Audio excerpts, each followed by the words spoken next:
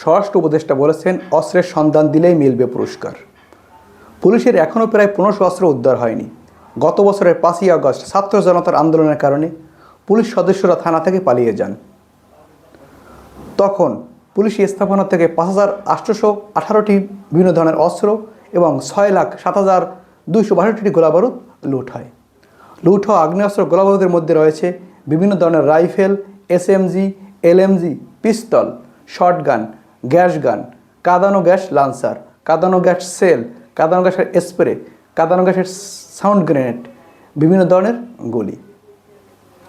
Police সদস্যদের হিসাবে এখন 1166টি অস্ত্র উদ্ধার হয়নি এবং 2,57,845টি গোলাবারুদও উদ্ধার হয়নি এখন পর্যন্ত।